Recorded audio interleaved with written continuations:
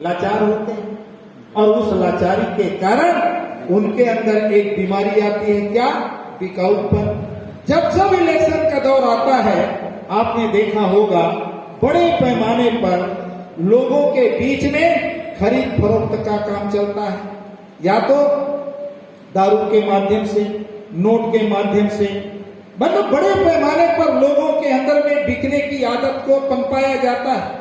और आज भी आप देख रहे होंगे कि हमारी सबसे बड़ी कमजोरी, नहीं तो इतना बड़ा समाज जिनके पास 85 वोट है और 85 वोट वालों की एक पार्टी, और एक पार्टी होकर के भी 85 वोट वाले आदमी जीत नहीं पाता, तो क्यों नहीं जीत पाता? क्योंकि हमारा समाज गरीब है, गरीब है, लाचार है, और उस लाचारी और गरीबी के कारण उसको खरीदना आसान होता है, वो खरीदने का काम करते हैं। और जब 75 वर्षों से जब ये सत्ता में आए, नारा तो यही देते रहे हम गरीबी दूर करेंगे, लेकिन गरीबी दूर करने का काम नहीं हुआ। आज भी गरीबी बरकरार है। पूरे देश के अंदर में सब लोग कहेंगे, कांग्रेस वाले बीजेपी के खिलाफ, बीजेपी वाले कांग्रेस के खिलाफ एक ही नारा लगाएंगे, देश की सबसे बड़ी समस्या गरीबी, देश की सबसे बड़ी समस्या बेरोजगारी, देश की सबसे बड़ी समस्या जो है भ्रष्टाचार, देश की सबसे बड़ी समस्या जो है यहाँ पर अन्याय, अत्याचार, ये तमाम सारी बातें करेंगे। लेकिन ये सारी समस्या की जड़ कहाँ है? तो इन सारी समस्या की जड़ है जातिवाद और सांप्रदायिकता। जातिवाद और सांप्रदायिकता, ये दो ऐसे समस्या है जिस समस्या के कारण देश में गरीबी है, बेरोजगारी है, भ्रष्टाचार है, महंगाई है, अन्याय अत्याचार है, सब कुछ है। लेकिन कोई भी पार्टी, किसी भी की सरकार बनी, सामाजिक गैर बराबरी को और आर्थिक गैर बराबरी को दूर करने का काम नहीं किया, क्योंकि अगर ये बरकरार रहेगा तब तक वो सत्ता में बने रहेंगे। इसलिए वो इसको जिंदा रखने का काम करते हैं। लेकिन एकमात्र भारत के अंदर में एक पार्टी, बहुजन समाज पार्टी, जो माननीय कांशीराम जी ने तैयार किया, और कांशीराम जी ने तैयार करके जाति के आधार पर तोड़े गए लोगों के बीच में भाईचारा पैदा करके, जो धर्म के आधार पर जिन लोगों को धार्मिक अल्पसंख्यक के नाम से जाना जाता है, उनके बीच में भाईचारा पैदा करके इन तमाम सारे समाज के लोगों को जोड़ने का काम माननीय कांशीराम जी ने शुरू किया। तो आज मैं आप सभी साथियों से यही गुजारिश करना चाहता हूं, साथियों, देश में हिंदू मुसलमान के नाम पर, धार्मिक उन्माद के आधार पर, यहाँ पर आपस में जो पोलराइजेशन करने का काम हिंदुत्व के नाम पर, हिंदुत्व के आड़ में जो करते आए हैं, लेकिन आज उन हिंदुत्व के नाम पर जो शोषण करते रहे, उस शोषण के लिए भी आज लोगों को जगाने के लिए बड़े पैमाने पर, चाहे वो बिहार के कोई शिक्षा मंत्री हो, चाहे और भी साथी लोग हैं, या पिछड़ा वर्ग महासभा है, जिन लोगों ने आज पूरे देश के अंदर में पिछड़े वर्ग के लोगों को ये संदेश देने का काम उन लोगों ने भी करना शुरू कर दिया।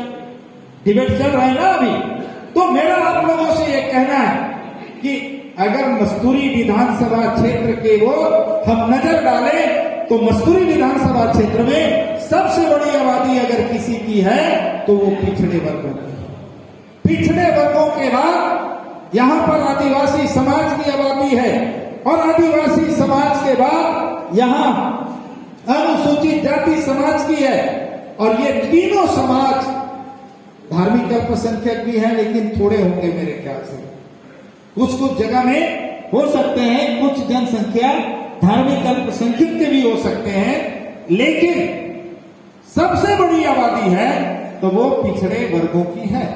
और पिछड़े वर्ग के बीच में अगर बहुजन समाज पार्टी के लोग, अगर हम नहीं जाते, पिछड़े वर्ग के अंदर में हम कार्यकर्ता पैदा करने का काम नहीं करते, और पिछड़े वर्ग के लोग जब तक तैयार नहीं होंगे तो मैं जहां तक समझता हूं बहुजन समाज पार्टी को कामयाबी नहीं मिलेगी। बहुजन समाज पार्टी की कामयाबी सिर्फ निर्भर करती है तो पिछड़े वर्ग के लोगों को तैयार करने के ऊपर। तो इसलिए आप सभी साथियों से मेरा एक पुरजोर अपील है कि साथियों, सपना हम देख रहे हैं, सपना देखना अच्छी बात है, लेकिन सपना को साकार करने के लिए अगर हम चाहते हैं तो हम जो समाज बहुजन समाज के परिधि में है, बहुजन समाज के दायरे में है, तो उन समाज के लोगों को हमें जोड़ने का काम करना पड़ेगा। जब तक हम उनको जोड़ने का काम नहीं करेंगे तब तक जो है बहुजन समाज नहीं बनेगा। तो बहुजन समाज नहीं बनेगा तो बहुजन समाज पार्टी कामयाब नहीं होगी। साथियों, मान्यवर कांशीराम जी ने इस बात को लेकर के उन्होंने जो बात कही थी उस पर थोड़ा सा मैं आपका और ध्यान दिलाना चाहूंगा। अगर आज हम परिवर्तन की बात सोचते हैं तो परिवर्तन के लिए अगर समाज को बदलना चाहते हैं तो समाज को समझना होगा।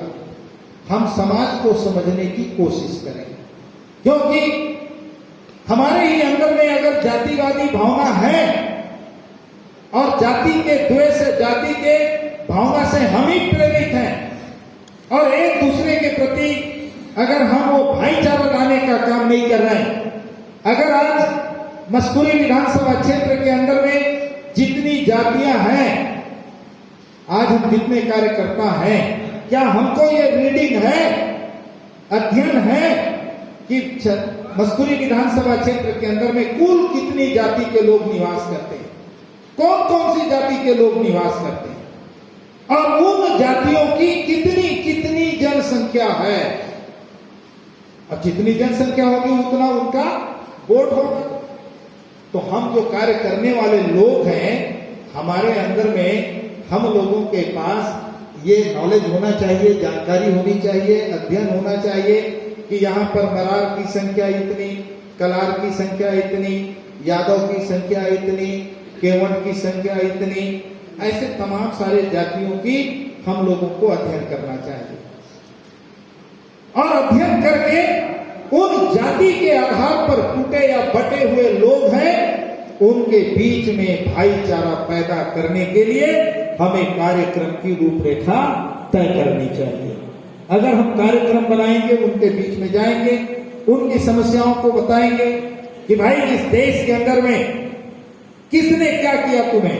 एक ने कहा ढोल गवार शूद्र पर सुनारी करके तुम्हें नीचे गिराया, लेकिन तुमको ऊपर उठाने का काम किया तो किसी ऊपर वाले ने नहीं उठाया। तुम्हें अगर किसी ने उठाने का काम किया तो महात्मा ज्योतिराव फूले और छत्रपति साहू महाराज और बाबा साहेब अम्बेडकर ने उठाने का काम किया।